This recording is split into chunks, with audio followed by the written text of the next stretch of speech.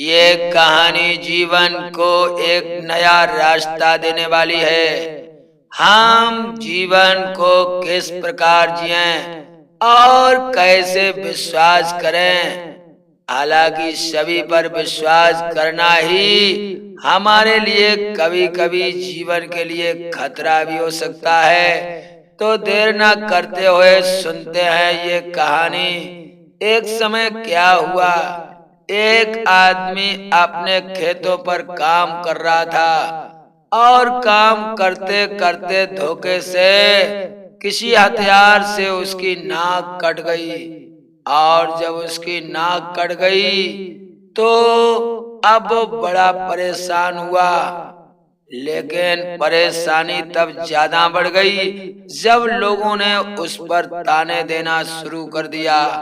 अब वो बेचारा कहीं भी जाता तो उसे लोग इसी नाम से बुलाते, अरे भाई नकटे भैया कहाँ जा रहे हो, या कोई उसे पास बैठालते तो यही कहते, नकटे चाचा बैठ जाओ।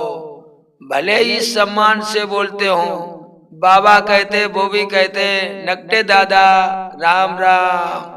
अब तो वो बहुत परेशान, क्योंकि पूरा गांव नकटे भाई, नकटे चाचा, नकटे दादा। अब रिश्तेदारी में गाता तो रिश्तेदार भी कहते हैं, नकटे मौसा आए, नकटे मौसा आए, नकटे मौसा आए। अगर दूसरी रिश्तेदारी में जाता तो लोग कहते, नकटे मामा आए, नकटे मामा आए। अब वो बहुत परेशान, उसने सोचा क्या करें, कहीं भी जाता हूँ लोग मुझे नकटे पहले कहते हैं, बाद में अन्य शब्द लगाते हैं। अब मैं क्या करूं।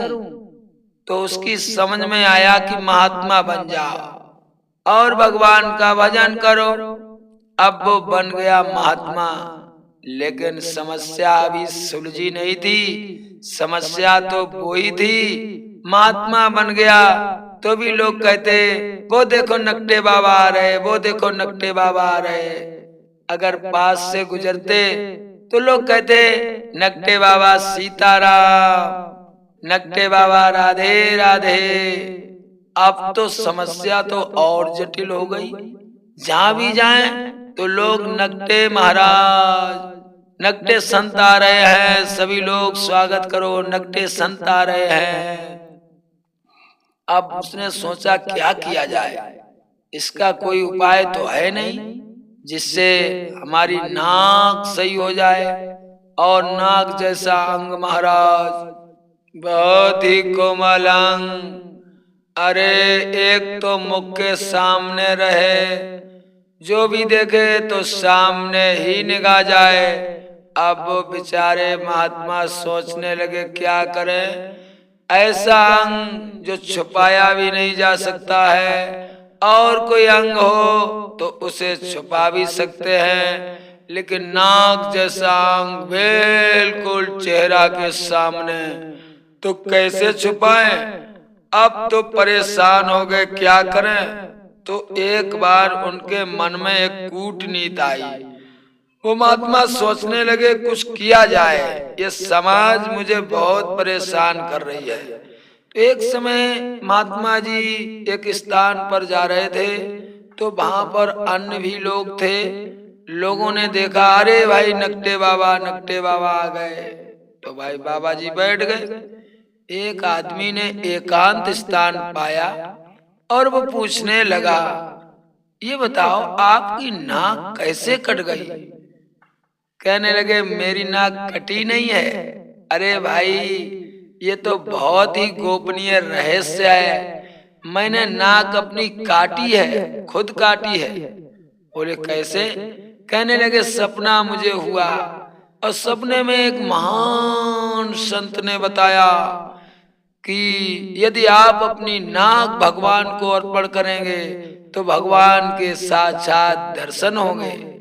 अरे बस भैया, उन महात्मा की बात सपने की मान करके मैंने सुबह स्नान ध्यान से निवृत्त होकर के और विचार किया कि भगवान के तो दर्शन करने के लिए ही तो ये मानव शरीर मिला, फिर भी दर्शन नहीं कर पाया। तो ये जीवन व्यर्थ चला जाएगा, मेरा किया कराया सब बेकार जाएगा। ये विचार करके हमने अपनी नाक काट दी। और भाई जो नाक काटी तो सामने भगवान शंख चक्र लिए हुए गदा पद्म अपने आप साक्षात दर्शन दे रहे हैं। और तुम्हें नहीं दिखाई दे रहे हैं, मुझे तो अब भी दिखाई दे रहे हैं। मैं जिधर नजर घुमाता हूँ मेरे नारायण मेरे सामने प्रकट हो जाते हैं। तभी मैंने नाक काटी है। और भगवान ने मुझसे आशीर्वाद के रूप में ये भी कहा कि हे भक्त, यदि कोई भी भक्त मुझे अपनी नाक अर्पण करेगा तो मैं उसे भी दर्शन अवश्य दूंगा। तभी से मैंने भगवान की शरण ले ली और जो भी उनकी शरण में जाता है उन्हें परमात्मा दर्शन अवश्य देते हैं। जब महात्मा नकटे बाबा ने ऐसा कहा तो वो बैठा हुआ व्यक्ति कहने लगा, क्या मुझे भी दर्शन होंगे? वो कहने लगा, क्यों नहीं होंगे, दर्शन तो अवश्य होंगे, यही तो आशीर्वाद दिया है भगवान ने हमें। तो उसने कहा, अरे भगवान के दर्शन होंगे तो भगवान के दर्शन कौन नहीं करना चाहता है। कहने लगे, तो अगर नाक काटने से भगवान के दर्शन होंगे तो हमारी भी नाक काट दो। लेकिन नाक कटने से दिखते हैं? बोले, क्यों नहीं दिखते, देखो वो खड़े हैं, वो दिखाई दे रहे हैं, तुम्हें नहीं दिखाई दे रहे होंगे। बोले, हाँ हमें तो नहीं दे रहे हैं। तो कहने लगे, तो हमारी भी काट दो। अब महात्मा ने कहा, चलो। सो उसे एकांत में ले गया, ले जा करके और उसकी भी नाक काट दी। अब वो कहने लगा, कहाँ है भगवान?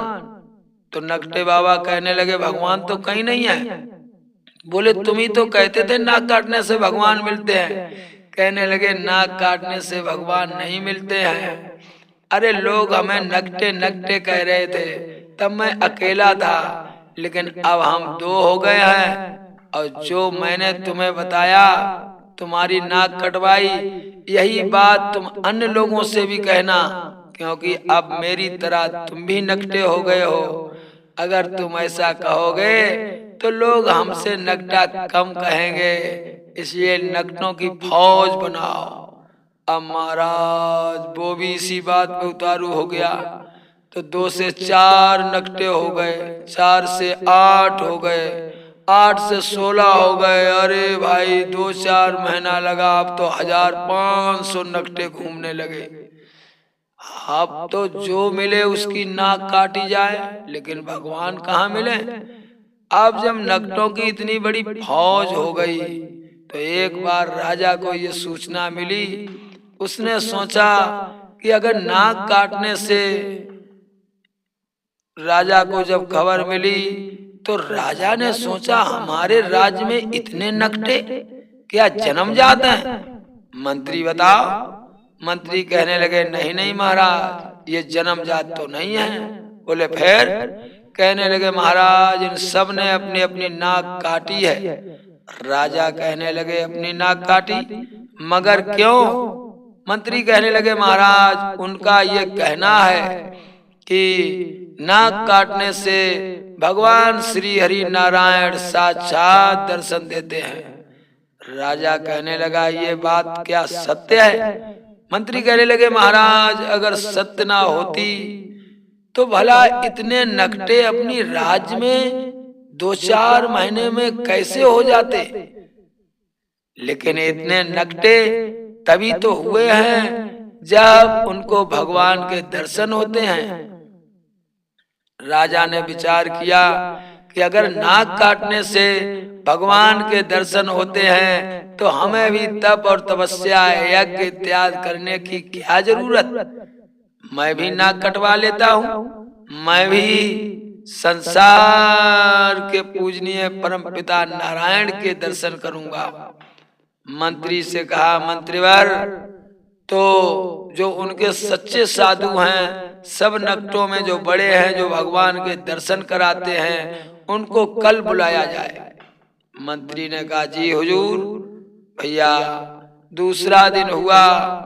उस मंत्री की आज्ञा अनुसार उन बड़े महंत जी नकटे बाबा जी को लाया गया और उनके साथ 150-200 और नकटे आ गए।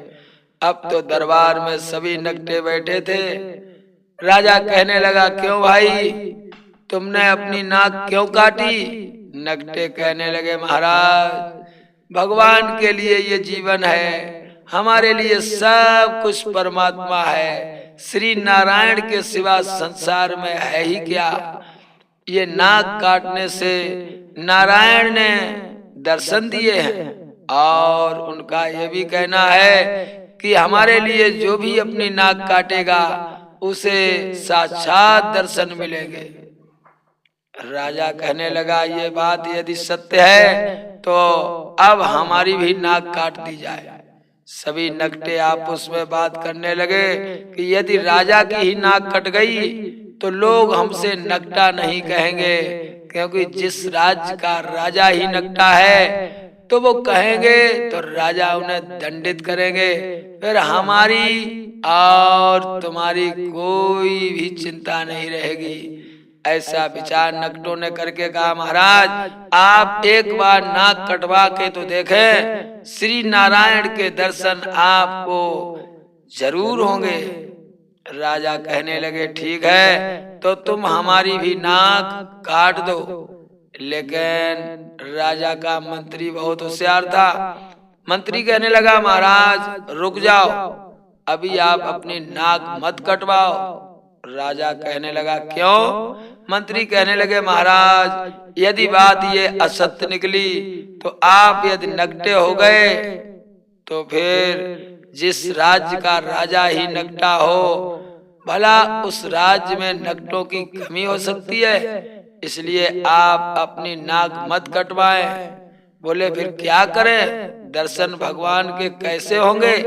मंत्री कहने लगे, महाराज, पहले मैं नाक कटवाता हूँ, यदि मेरी नाक कटी और श्री नारायण के दर्शन हुए तो आप भी अपनी कटवा लेना। नाक कटते देर ही कितनी लगती है।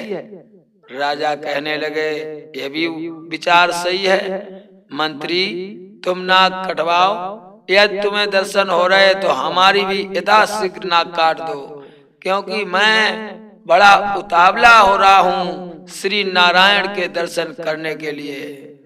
आप तो मंत्री कहने लगे, ठीक है महाराज, मैं अभी अपनी नाक कटवाता हूँ। मंत्री ने कहा सभी नकटों से कि आओ और मेरी नाक काट दो। अब तो नकटे बाबा उठे, उन्होंने बहुत बढ़िया चाकू लिया और ले करके जो मंत्री की नाक काटी। मंत्री कहने लगा, भगवान कहाँ हैं? एकांत में नाक कटी थी, कमरा में और कोई नहीं था। तो नकटे बाबा कहने लगे, मंत्रीवर, तुम्हारी तो नाक कट ही गई, भगवान कहीं नहीं है। अरे हम लोग नकटे के नाम से प्रसिद्ध थे, अब तुम्हारी भी नाक कट गई, और तुम ऐसा करो, राजा की भी नाक कटवा दो, जिससे हम नकटों को कोई परेशान ना कर सके, अपमान ना कर सके।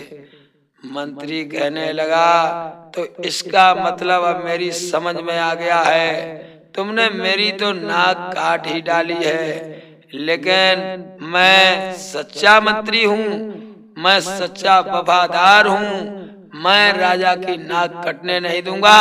और मंत्री वहां से आए। राजा कहने लगे, बोलो दर्शन हुए?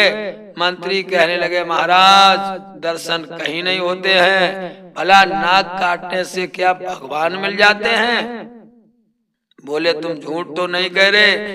मंत्री कहने लगे, महाराज, मैं सत्य बोलता आया हूँ और आपसे सत्य ही बोल रहा हूँ।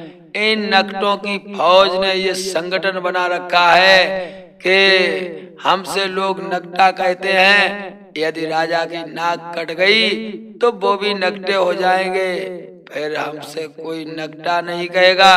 इसलिए महाराज, आप अपनी नाक मत कटवाएं, वरना फिर तो राज्य में पूरा राज्य ही नकटा राज्य के नाम से प्रसिद्ध हो जाएगा। मंत्री की बात सुनकर राजा ने कहा, इन असत्यवादी झूठ बोलने वालों को जेल में डाल दिया जाए, जितने नकटे हैं उनको कड़ी से कड़ी सजा दी जाए। भैया नकटों को पकड़ लिया गया। जिस दिन से नकटे पकड़े गए उस दिन से फिर राज्य में कोई नया नकटा पैदा ही नहीं हुआ। तो कहानी का तात्पर्य है भक्तजनों, यदि हम किसी को असत्य बोलकर हानि पहुंचाते हैं तो उसकी सजा भी हमें मिलती है। और श्रोताओं से कहना है कि आप इस सभी की बात पर विश्वास ना करें, क्योंकि विश्वास करने से ही हानि होती है। पहले कोई भी बात है उस पर विचार करें और विचार करने के बाद ही विश्वास करें, क्योंकि समाज में लोग पता नहीं कब नकटा बना दें, कब आपका अपमान करा दें। ये संसार सत्य नहीं असत्य होता जा रहा है। भक्तजनों, ये कहानी यदि आपको पसंद आई हो, इससे कोई शिक्षा मिली हो, तो आप हमारे गुरु ज्ञान दर्पण को लाइक और सब्सक्राइब अवश्य करें। सभी भक्तों को जय श्री सीताराम।